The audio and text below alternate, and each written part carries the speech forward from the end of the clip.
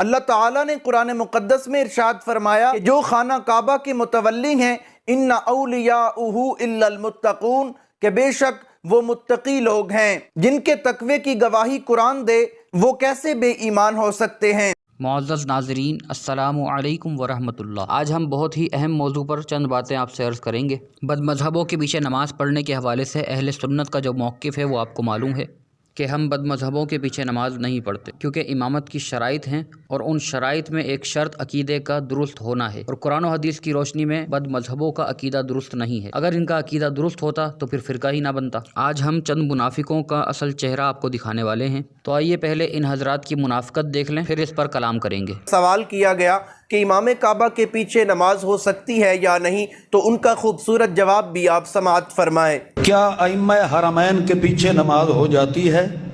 اس بارے میں وضاحت فرمائے برائے مہربانی۔ مختصر جیا اللہ دا قرآن جس بات دی شہادت دے دے اس سے شک دی گنجائش ہے جی؟ اللہ دا قرآن نے فرمایا ما کانوا اولیاؤہ الا المتقون، میرے حرمین دے امام اوہی ہو سکتے ہیں جڑے متقی تے پکے ٹھکے مسلمان لوگ ہو سکتے۔ یہ اللہ نے آج تو 1500 سال پہلے دی پیشن گوئی فرمائی ہے۔ اس دے حرمین دے امام کون ہو سن؟ بولو تے جڑا متقی دے پیچھے نماز نہیں پڑھدا تو شیطان دے پیچھے پڑھدا ہے۔ ٹھیک ہے، اسا گل پہ کر دیں ائمہ حرمین دی، اتھے حرمین دے جڑے حکومت کرنے والے ہیں یا دوسرے باشندے ہیں پہ اسا انہاں دی شہادت نہیں دے رہے کہ وہی پکے ٹھکے مسلمان ہیں۔ گل ہے اللہ دے گھراں دے اماماں دی، جڑے ائمہ مساجد ہیں، ائمہ حرمین ہیں، اللہ اپنے گھر دے اور بالخصوص محمد دے حقیقی مسلط رب مشرک کھلوڑ دے دے نہیں۔ محمد خود بھی پاک ہے، او دا مسلح بھی پاک ہے، تا جس پیغمبر دے بسترے تے اللہ مشرک نہیں باہر دیندا، اس پیغمبر دے مسلح تے بھی اللہ مشرک نہیں کھلوڑ دیندا۔ حرم شریف میں نماز نہیں پڑھتے امام کے پیچھے، کہ جنہاں دے پیچھے نماز ہوندی نہیں، یہ وابی ہیں۔ یہ دین مدینے سے آیا تھا یا ملتان سے آیا تھا؟ مکے سے آیا تھا یا لاہور سے آیا تھا؟ کیا ظلم و ستم ہے، وہ کس قدر جاہل۔ میں نے خود اپنے کانوں سے ایک کلپ سنا کہ مسجد نبوی کے امام کے پیچھے نماز نہیں ہوتی، یہ گستاخ رسول۔ میں نے اپنے کانوں سے سنا ہے، مفتی کا ٹائٹل لگا ہوا ہے۔ کیا میرا رب اتنا کمزور ہو گیا ہے؟ میں تو اپنی مسجد میں اپنے کسی مخالف کو کھڑا نہیں ہونے دیتا ہوں، تسی تے کھلومڑ دو گے کسی؟ تو میرا رب اتنا کمزور ہو گیا کہ اپنے حبیب کے مصلی پر اسی کے گستاخ کو کھڑا کر دیا۔ اپنے گھر میں حرم بیت اللہ جہاں ایک نماز 1 لاکھ کے برابر، وہاں ایسے آدمی کو کھڑا کر دیا جو اللہ کے رسول کا گستاخ ہے۔ نہیں بھائیو، یہ ان بھائیوں کو کسی نے گمراہ کر دیا ہے، کسی نے بھٹکا دیا ہے۔ دوستو، یہ ہے ان لوگوں کی منافقت جو ابھی آپ نے ملاحظ فرمائی۔ ان لوگوں کی یہ باتیں سن کے آپ کو یہ تو سمجھ آ گیا ہوگا کہ ان حضرات کے نزدیک امام کعبہ ہونا حق پر ہونے کی دلیل ہے، اور امام کعبہ کون ہے؟ وہابی۔ عرب میں حکومت کس کی ہے؟ وہابیوں کی۔ اب جب ان دیوبندی مولویوں کو یہ پتہ چل ہی گیا ہے کہ جو مصلی رسول پر کھڑا ہے وہ کوئی بد مذہب نہیں ہو سکتا، وہ کوئی مشرک نہیں ہو سکتا، بلکہ وہ تو متقی ہوگا، اور کوئی شخص متقی تب ہوگا جب اس کا عقیدہ درست ہوگا، کیونکہ عقائد کی درستگی اعمال کی قبولیت کا ذریعہ ہے۔ جب کوئی غیر مسلم مسلمان ہونے کے لیے آتا ہے تو ہم اس سے سب سے پہلے یہ کہتے ہیں کہ آپ کلمہ پڑھیے، عقیدہ درست کیجئے۔ عقائد کی درستگی کے بعد نماز روزے کا حکم دیا جاتا ہے، لیکن اگر بد مذہبوں کے اس کا الٹ ہوتا ہے تو پھر میری رہنمائی فرما دیے گا۔ بہرحال عقیدہ درست ہوگا تو عمل قبول ہوگا، عمل قبول ہوگا تبھی تو بندہ متقی ہوگا۔ اب جسے یہ لوگ متقی کہہ رہے ہیں، پکا ٹھکا مسلمان کہہ رہے ہیں، وہ ہے وہابی، اور یہ خود ہیں دیوبندی۔ وہ غیر مقلد، یہ مقلد۔ وہ تقلید کو ناجائز قرار دیتے ہیں اور یہ تقلید کو جائز قرار دیتے ہیں، بلکہ کرتے بھی ہیں۔ ان دیوبندیوں کے ان وہابیوں سے تقلید پر مناظرے ہوتے ہیں، رفع یدین پر مناظرے ہوتے ہیں، तो हमारा इन देवबंदियों से सवाल ये है कि आप ये तमाशा क्यों लगा के रखे हुए हैं? इस तमाशे को ख़त्म कीजिए। आपको मालूम हो चुका है कि जो अरब में हैं वहाबी वो हक़ पर हैं, तो फिर आप उनका मसलक इख्तियार कीजिए। उम्मत मुस्लिमा में क्यों गुमराहियत फैला रहे हैं? क्यों मुसलमानों को देवबंदियत की तरफ बुलाते हैं? क्यों उलमाए यहूद वाला काम करते हैं? जब आपके सामने हक़ वाज़े हो चुका है तो आपको चाहिए कि आप अपना फ़िरक़ा देवबंद ख़त्म कर दें और तमाम देवबंदियों से कहें कि आप तमाम वहाबी हो जाएं, क्योंकि वहाबी हक़ पर हैं और उनके हक़ पर होने की दलील ये है कि वो हरम में इमाम हैं, अरब में उनकी हुकूमत है। लेकिन आप ऐसा हरगिज़ नहीं करेंगे और इसकी वजह है मुनाफिकत जो आप लोगों के अंदर कूट कूट कर भरी हुई है।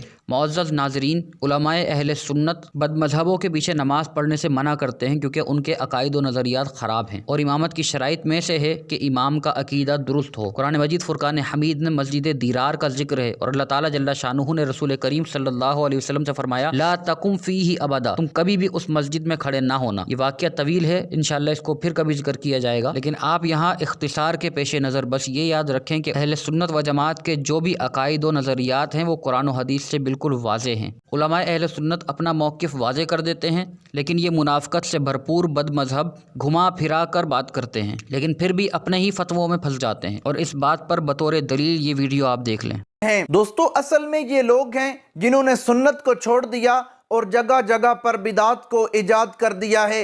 इन बिदतियों के बारे में मौलाना मक्की अल हिजाज़ी का क्लिप मैं आपको सुनवाता हूँ, जो कह रहे हैं कि इन बिदतियों के पीछे नमाज नहीं होती। हमारे मोहल्ले में 2 मस्जिदें तो बरेलवियों की हैं, एक अहले हदीस की है, 2 मदरसे भी बरेलवियों के हैं। एक मदरसा जो है जुमा पढ़ाता था, वो मस्जिद अभी नई बनी थी।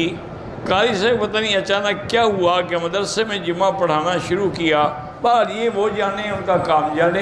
आप जो बिदअती हैं उनकी मस्जिदों में नमाज ना पढ़ा करें, बाकी अहले हदीस की मस्जिद में पढ़ा करें। कम से कम अकीदत उनका ठीक है ना, इख्तलाफ है तो इसी रफ़ैदैन और आमीन में है ना, बाकी तो कोई झगड़ा नहीं। एक मस्जिद में तबलीग का काम तो खैर होता है, लेकिन इमाम वहाँ का बिदअती है।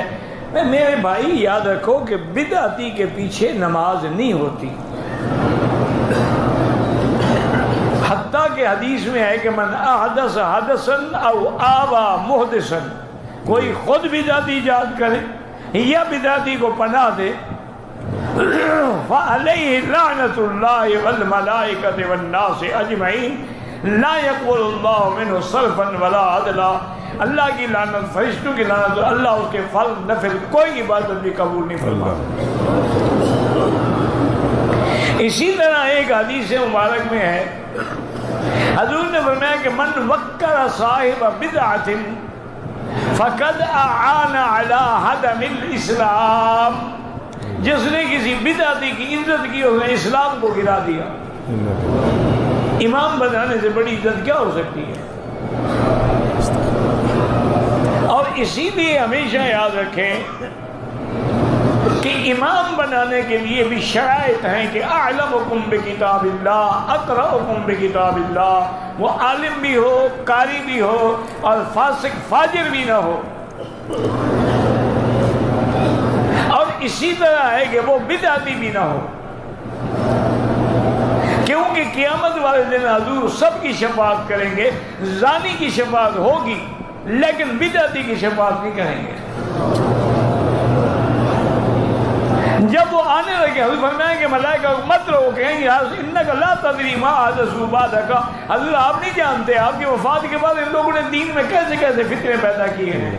तो आप फरमाएंगे सोहकल लहुम, बर्बादी है उनके लिए, दफ़ा करो।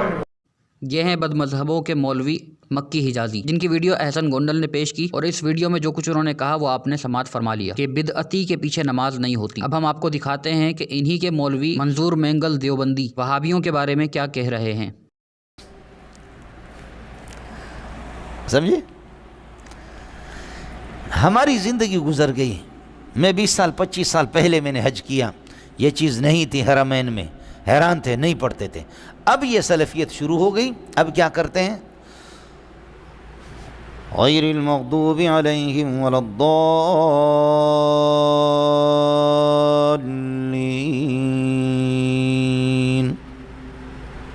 फिर इमाम खड़ा रहेगा, अल्हम्दुलिल्लाह رب العالمين الرحمن الرحيم مالك يوم الدين إياك نعبد وإياك نستعين اهدنا الصراط المستقيم صراط الذين أنعمت عليهم غير المغضوب عليهم ولا الضالين آمين.